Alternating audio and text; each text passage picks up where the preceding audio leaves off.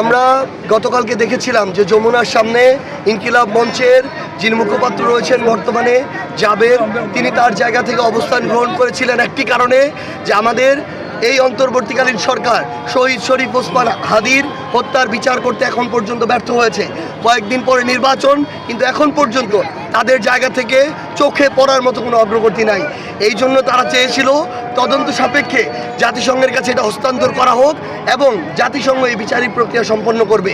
কিন্তু গতকালকে থেকে আজকে পর্যন্ত তারা যখন সেখানে শান্তিপূর্ণভাবে অবস্থান করছিল, আজকে ইন্টারকন্টিনেন্টালের সামনে এবং যমুনার সামনে তাদের উপরে অত্যন্ত দুঃখজনকভাবে যেই খারাপভাবে আক্রমণ করা হয়েছে আইনশৃঙ্খলা রক্ষাকারী বাহিনী দ্বারা, তাদের উপরে টিয়ার শেল নিক্ষেপ করা হয়েছে, গুলি করা হয়েছে এবং সেইখানে অনেক মানুষ রক্তাক্ত হয়েছে, আহত হয়েছে। আমরা অন্তর্বর্তীকালীন সরকারকে একটা কথা বলি, আপনারা এই বাংলাদেশে মানুষের নিরাপত্তাও দিতে পারেন নাই, বিচারও নিশ্চিত করতে পারেন নাই। এখন বিচারের দাবিতে কেউ যদি আন্দোলন করে সেখানেও যদি আপনারা বাধা দেন, তাহলে আপনারা আপনাদের জায়গা থেকে সম্পূর্ণ ব্যর্থতায় পর্যবসিত হচ্ছেন।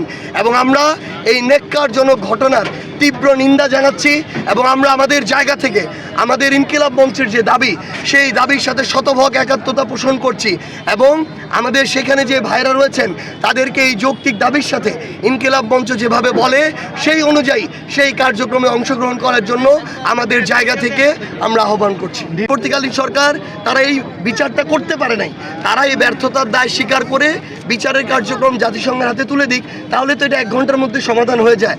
এবং তারা তো শান্তিপূর্ণভাবে এই জিনিসটা করছিল, কিন্তু তারা বিচারও নিশ্চিত করতে পারবে না, আবার আক্রমণ করবে, এটা কোনোভাবেই হতে পারে না। বরং আমরা মনে করি এটা তারা যেহেতু এখানে ব্যর্থ হয়েছে, তারা এটা জাতিসংঘের হাতে তুলে দিলেই এই বিষয়টার সমস্যার সমাধান হয়েছে।